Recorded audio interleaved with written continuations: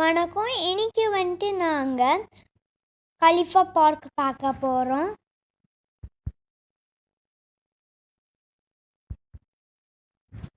உள்ள ஒரு மியூசியம் இருக்குது. அண்டு மியூசியமை நாங்கள் பார்க்க போகிறோம். இங்கே நிறைய போட்ஸ் இருக்குது.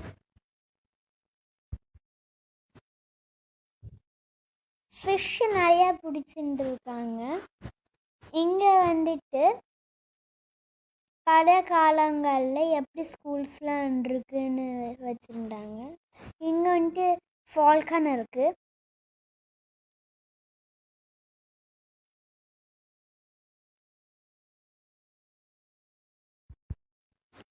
யுஏயோடைய நேஷ்னல் பேர்டு வந்து ஃபால்கன். நாங்கள் இங்கே உள்ள டைம் டர்னலுக்கு போக போகிறோம். இது 2 டைம் டர்னல். இங்கே ரோப்பு கார் இருக்குது. உள்ளுக்கு லைட் இல்லை, டார்க்காக தான் இருந்துச்சு. நாங்கள் வந்துட்டு இங்கே ஓல்டு அபுதாபி, நியூ அபுதாபி பார்க்க போகிறோம். வாங்க நீங்களும் பார்க்கலாம். Gathering shellfish, catching fish, and diving for pearls. Our hearts beat to the rhythm of the sea. These waters contain a wealth of the finest fish, sea bream, tuna, and hamoon. Our forefathers made their nets and fish traps from woven palm leaves. Their boats were made of palm sticks bound together with rope. Sudden storms and high winds meant that fishing was dangerous but rewarding. Fish that wasn't eaten immediately was hung up to dry or preserved and sold. Some of it we ate, and some we exchanged with traders for other things like tea and rice. Most of our homes were arish, made of date palm sticks and mats, although some were full with materials from the seashore, coral and limestone. Their walls reflected the heat of the sun. Inside, the rooms stayed cooler in the midday heat.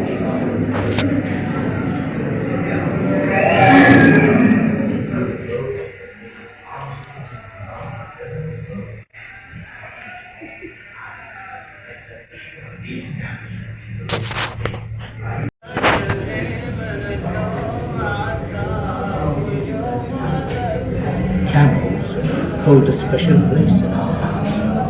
We honor these royal and noble creatures which can endure the blazing desert heat without feeling.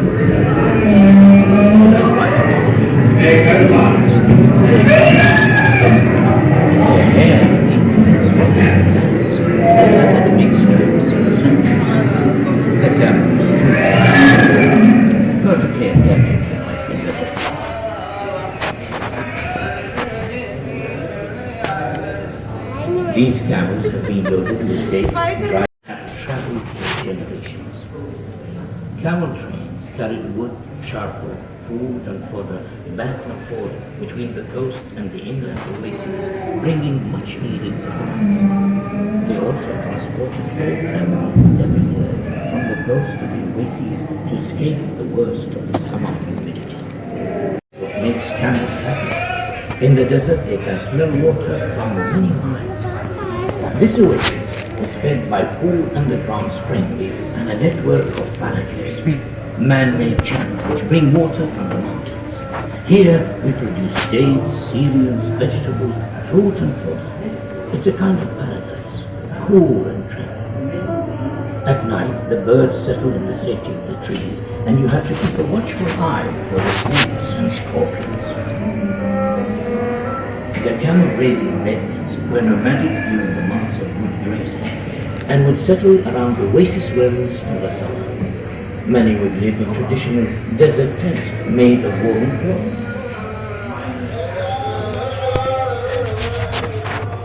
These were furnished with huts and divided into separate quarters for men and women. Here, in the food preparation area, women used cauldrons and bread-making pans to make the family meal. Next door, in the meshes, the men's quarters, the men would meet in the evening to talk and drink coffee.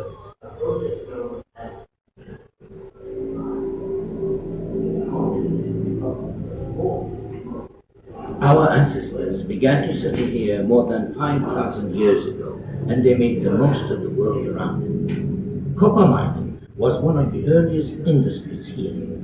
Miners hammered away at rocks with handmade tools to uncover seams of copper ore in the mountains. Sometimes they would use fire to crack the rock face. It was a dark, dangerous place to work.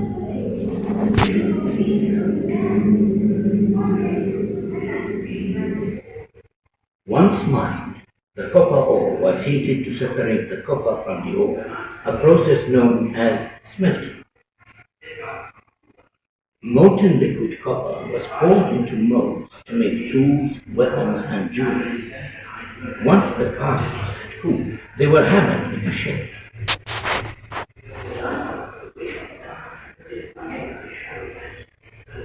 Settle down, please, children. Turn to page 17. Can anybody tell me what they see here? See, sir, Ahmed? the man is diving for pearls. My great-grandfather was a pearl diver. He could hold his breath for ages. He taught me to swim and dive. One day, I'd like to be a diver too. So, the seas in our blood. In the last century, huge fleets of pearling vessels set out from Abudhabi every summer. The departure of the fleet was a major event. Families left behind were anxious while they worked. Some of them were in a quiet. The divers were weighted down. They plunged to the shallow banks to search for insects. It was a dangerous job, with stinging jellyfish, sharp corals, and no drinking food.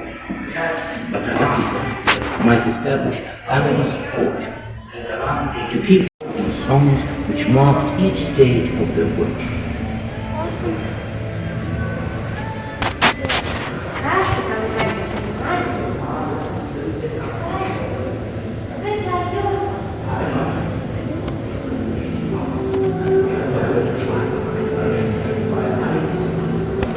Since oil was discovered in the Camels more than 30 years ago, Abudhabi has become one of the world's major oil producers. Much of this oil comes from under the sea. A network of offshore drilling platforms taps into vast reserves. Abudhabi currently has around a sixth of the world's oil interests.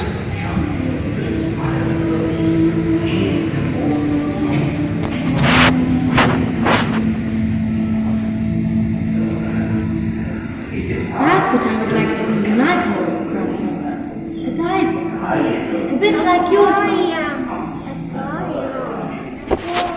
Underwater pipelines are maintained by highly skilled commercial divers. They wear protective suits and dive to the seafloor to work on the pipes, moving through the murky waters amongst the fishes and creatures of the sea.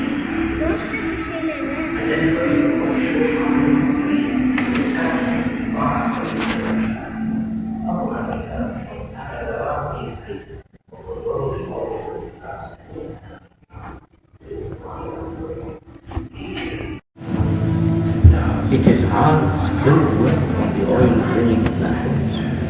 Highly trained men operate the drills, pumps, and other heavy machinery, extracting crude oil from beneath the sea.